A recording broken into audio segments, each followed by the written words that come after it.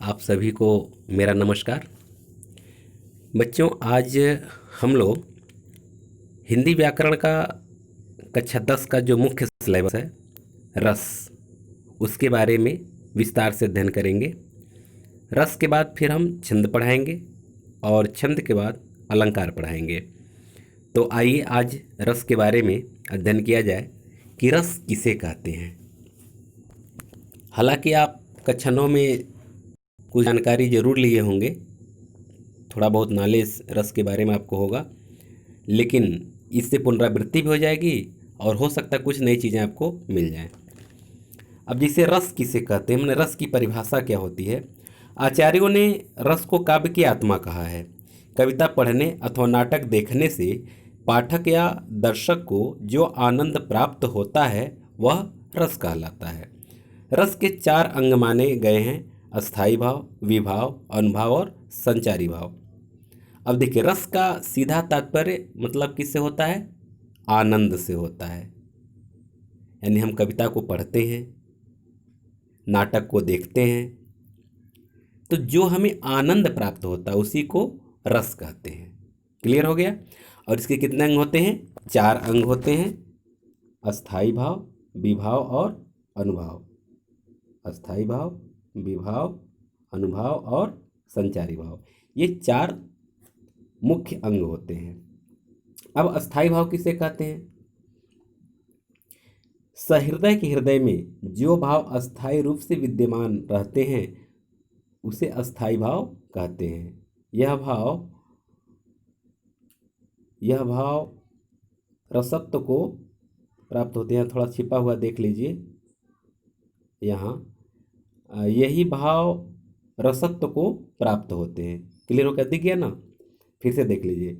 सहृदय के हृदय में जो भाव अस्थायी रूप से विद्यमान रहते हैं उन्हें अस्थाई भाव कहते हैं। यही भाव रसत्व को प्राप्त होते हैं। मतलब ये कि हम सभी के हृदय में अस्थाई भाव हमेशा विद्यमान रहते हैं और जब भी कुछ घटना को देखते हैं तो हमारे मन में वह स्वतः उत्पन्न हो जाते हैं और वही रसत्व को प्राप्त हो जाते हैं।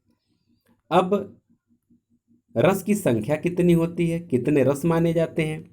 यहाँ देखिए, प्राचीन भारतीय आचार्यों ने अस्थाई भाव 9 माने हैं। कितने माने हैं? 9। कौन कौन है वो देख लीजिए। इस घेरे में आप देखिए, यहाँ श्रृंगार रस जिसका स्थायी भाव क्या है? रति है। हास्य रस जिसका स्थायी भाव हास है। करुण रस जिसका स्थायी भाव शोक। रौद्र रस अस्थायी भाव क्रोध। वीर रस अस्थायी भाव उत्साह। भयानक रस अस्थायी भाव भय। विभत्स रस अस्थायी भाव जुगुप्सा। अद्भुत रस अस्थायी भाव विस्मय और शांत रस अस्थायी भाव निर्वेद। तो ये 9 रस और 9 अस्थायी भाव होते हैं जो हमेशा हमारे हृदय में क्या रहते हैं? विद्यमान रहते हैं। वैसे बाद में आचार्यों ने 2 और 9 रस को जोड़ लिए हैं, एक वात्सल्य रस और एक भक्ति रस। ठीक है, 2 रस और स्वीकार किए गए हैं, तो 9 और 2 कितने हो गए? 11 रस हो गए। इसलिए संख्या 11 की मानी जाती है, लेकिन मूलतः 9 रस ही होते हैं।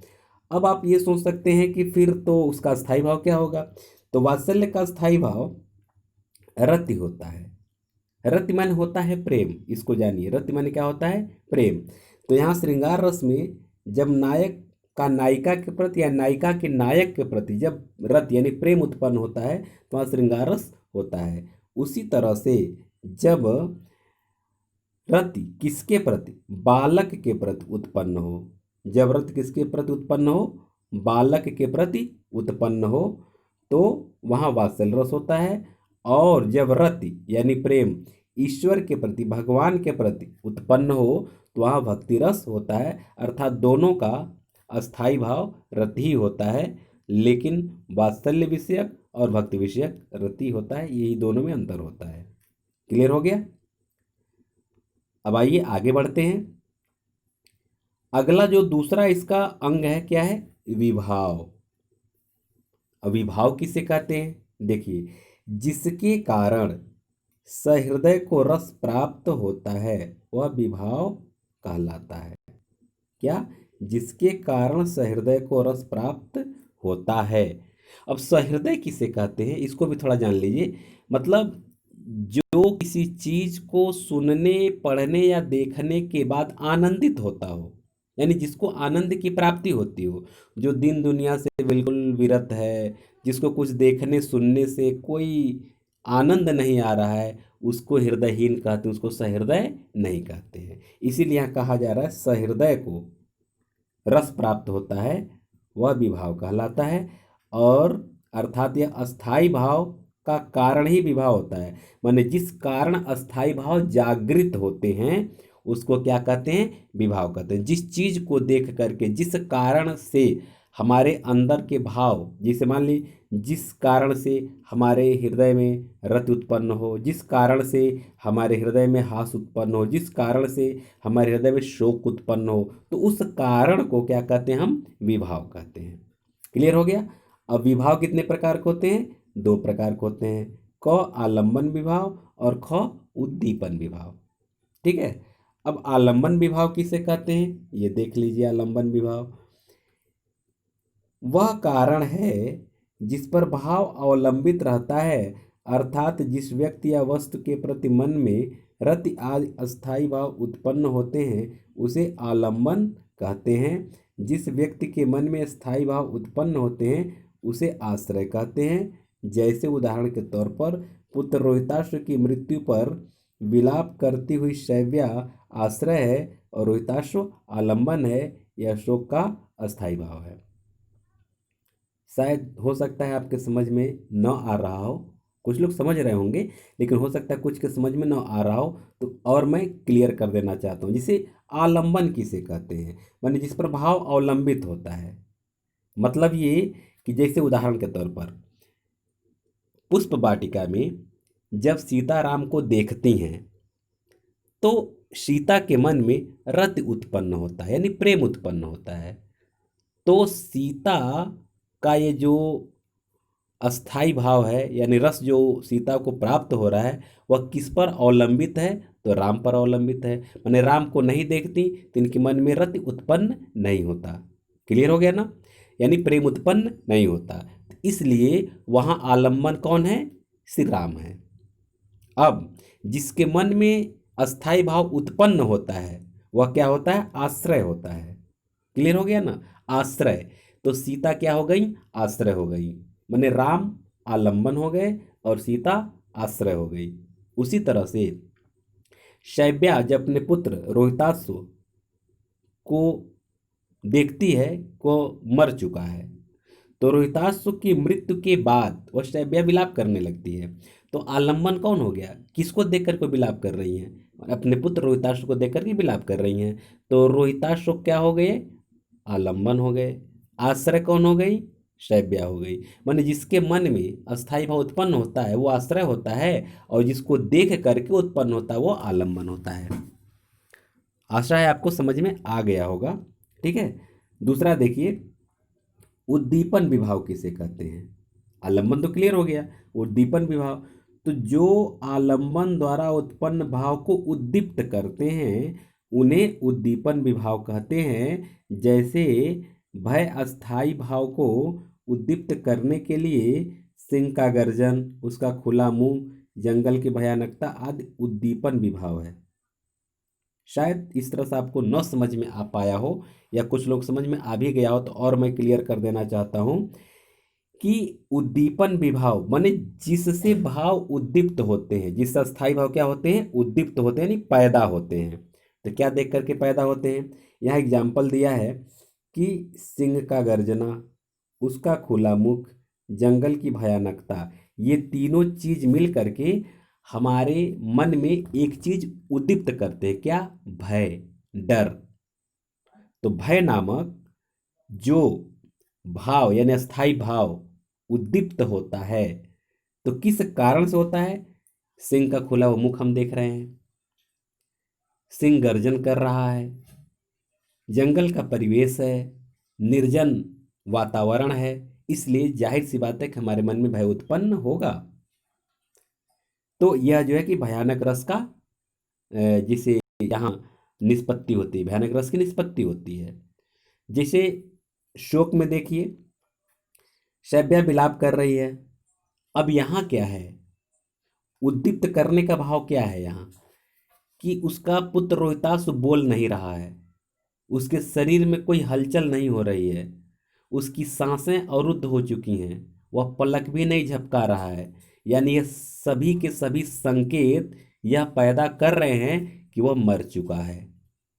तो उसको मरा हुआ देख करके ये चीज, ये उसकी शरीर का कोई गतिविधि का न होना इस बात का संकेत करता है कि कोई तो घटना घट गई, कोई दुख पैदा करने वाला कोई दुखद घटना घटी है, और इससे हमारे मन में या शैब्या के मन में शोक उत्पन्न होता है, तो करुण रस की निष्पत्ति हो जाती है। अब इस दो एग्जाम्पल से शायद आपको समझ में आ गया होगा। वैसे अगर न समझ में आए तो आप आगे हमसे कमेंट करके पूछ भी सकते हैं। आगे बढ़ा जाए।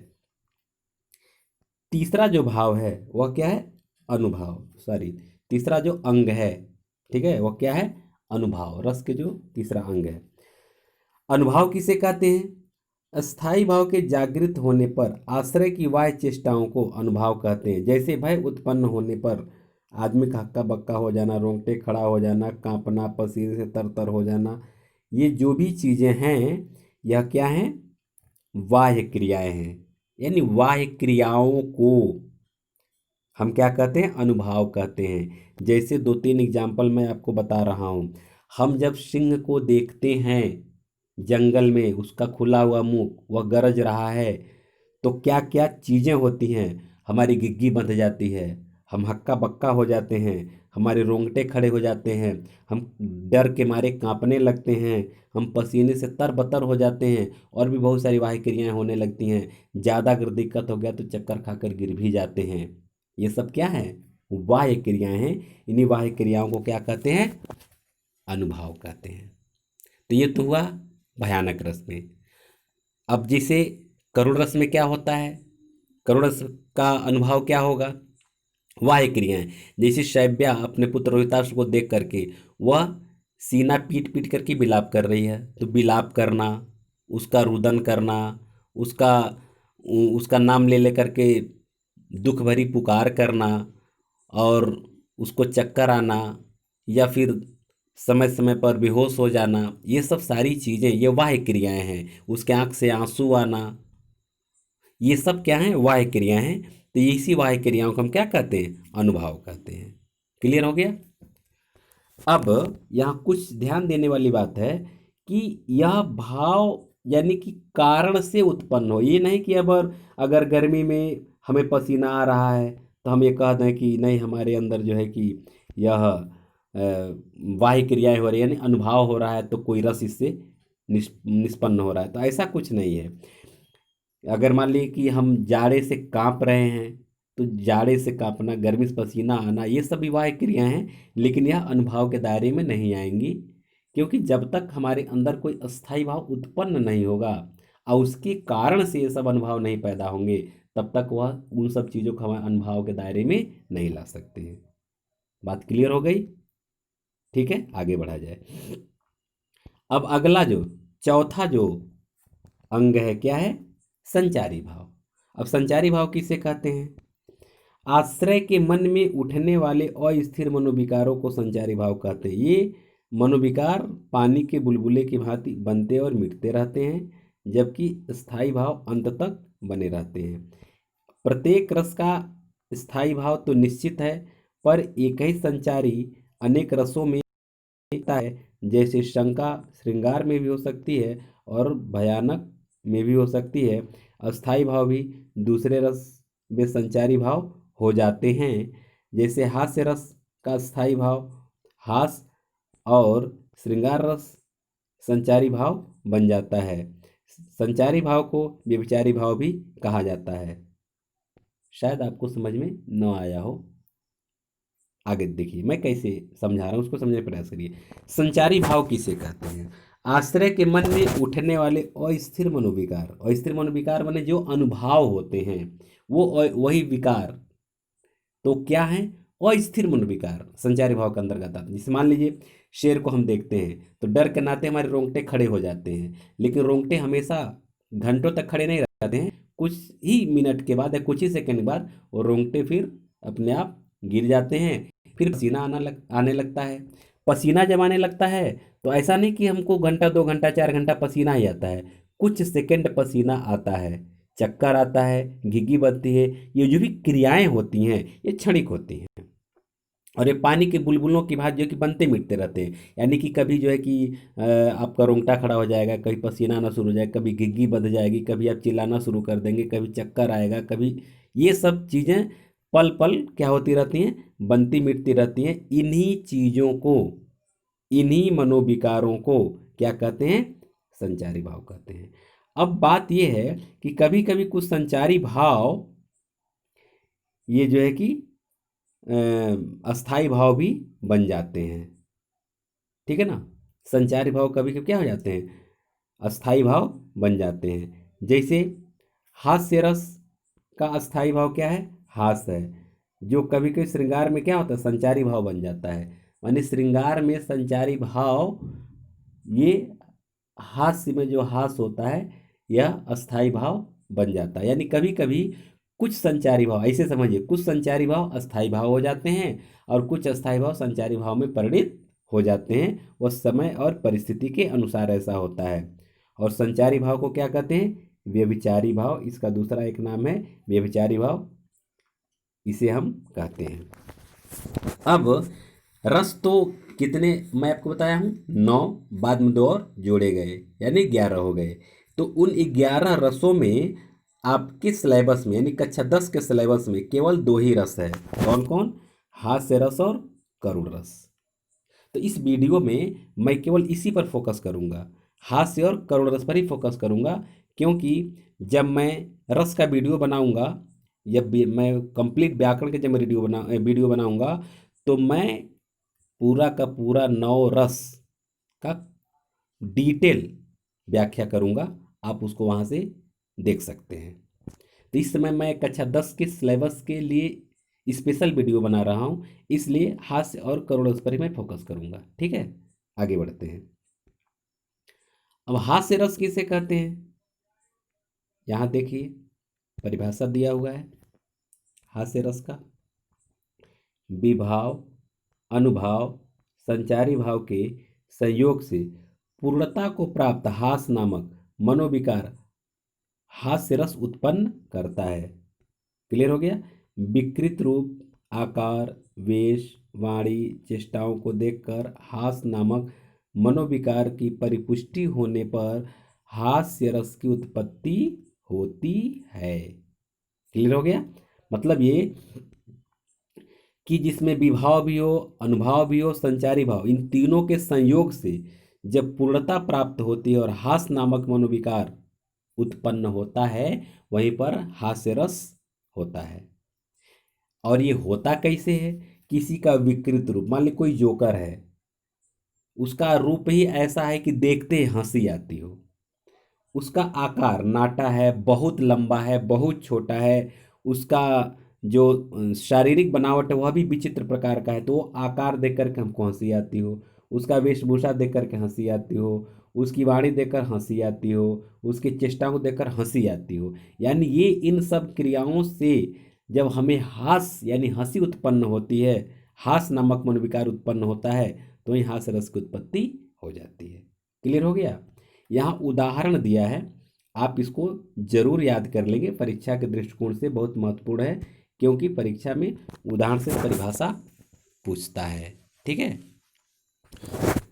हंसी हंस के भाजे देख दुल्हा दिगंबर को, पाहुनी जे आवे हिमाचल के उछाह में, कहे पदमाकर सुकाहू सो कहे को कहा, जोई जहाँ देखे सो हंसेई तहाँ राह में, मगन भयई हंसे नगन महेश ठाड़े, और हंसे एहू हंसी हंसी के उमाह में, शीस पर गंगा हंसे भुजन भुजंगा हंसे, हास को ही दंगा भयो नंगा के विवाह में। ये शंकर जी के बारात के समय का वर्णन किया गया है। तो यहाँ कुछ ऐसी बातें बताई गई, इसको पढ़ करके अपने आप हंसी आ रही है। तो इस छंद में महादेव जी क्या है, आलंबन है, क्योंकि किसको देख करके हंसी आ रही है, मैं बताया हूँ, जिस पर वो अस्थाई भाव अवलंबित हो। तो हास्य किस पर अवलंबित है, महादेव जी पर अवलंबित है, क्योंकि उनका विवाह हो रहा है, उनके विवाह में ऐसे कुछ विचित्र प्रकार के प्राणी आए हुए हैं। ठीक है। अच्छा, उन्हीं को देख कर क्या आती है, हंसी आती है। उनकी विलक्षण वेशभूषा उद्दीपन है, यानी वह अर्धनग्न स्थिति में है, वो मुंड की माला पहने हुए हैं, विचित्र प्रकार का वेशभूषा बनाए हुए हैं। उस वेशभूषा को देख करके जो हंसी आती है, तो वह वेशभूषा क्या है, उद्दीपन है, यानी हास्य को उद्दीप्त करता है, यानी पैदा करता है। अच्छा, उसके बाद अतिथि स्त्रियों का हंसना, भागना, खड़ा रह जाना आदि अनुभाव, ये वाह्य चेष्टाएं हैं। ठीक है ना, शारीरिक चेष्टाएं, माने जो अतिथि के स्त्रियों का हंसना ये वाह्य चेष्टा हुआ, वहाँ से भागना भी वाह्य चेष्टा हुआ, या हक्का बक्का रहकर खड़ा रहना भी ये भी मतलब वाह्य चेष्टा हुआ। तो यह क्या है, अनुभाव है।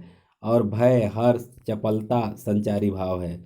इसके संयोग से हास्य रस की निष्पत्ति हुई। क्लियर हो गया। और अगला उदाहरण देखिए, एक और उदाहरण दिया हुआ है।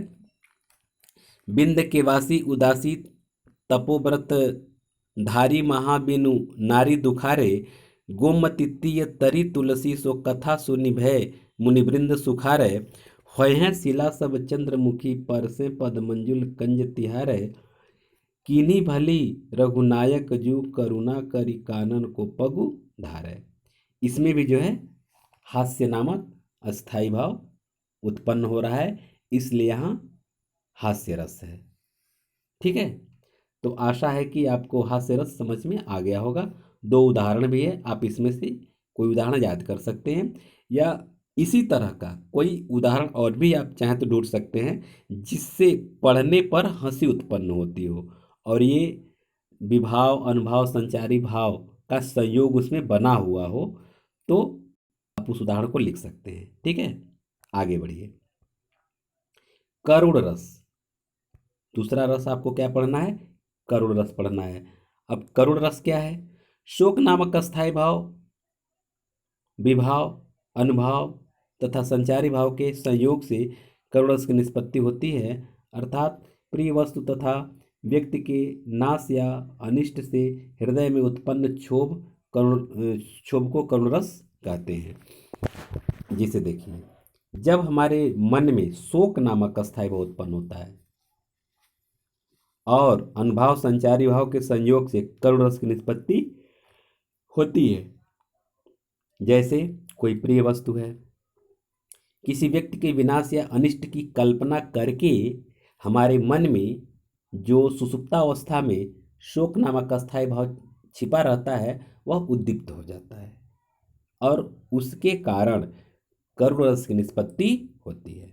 उदाहरण के तौर पर, श्रवण की मृत्यु पर उनकी माँ की यह करुण दशा करुण रस की निष्पत्ति करती है। कैसे, मणिखोए भुजंग सी जननी, फनसा पटक रही थी शीस, अंधी आज बना कर मुझको, किया न्याय तुमने जगदीश। तो इसमें क्या है कि श्रवण की मृत्यु पर उनकी माता की मनोदशा का वर्णन किया गया है, कि जिस तरह से भुजंग अपने मणि को खो करके और अपना फन बार बार पीटता, सिर को बार बार पीटता है, उसी तरह से श्रवण की माता भी बार बार अपने सिर को पीट रही हैं और कह रही हैं कि हे ईश्वर, तुमको अंधी बना करके मेरे साथ तुमने न्याय किया है। तो यहाँ क्या है, शोक नामक अस्थाई भाव उत्पन्न हो रहा है। आगे बढ़िए, इसका स्पष्टीकरण देखने के लिए। इसमें अस्थाई भाव क्या है, शोक है। देखिए, विभाव क्या है, आलंबन विभाव। आलंबन कौन है, श्रवण, मानी श्रवण की मृत्यु पर उनकी माता को शोक उत्पन्न हो रहा है। आश्रय पाठक, यानी पाठक देख करके उनके मन में शोक उत्पन्न हो रहा है, या श्रवण की माता भी कह सकते हैं, श्रवण की माता के मन में अस्थाई भाव उत्पन्न हो रहा है, यानी कि शोक उत्पन्न हो रहा है, और पाठक मन में भी हो रहा है, इसलिए यहाँ पाठक को भी दे दिया गया है। ठीक है।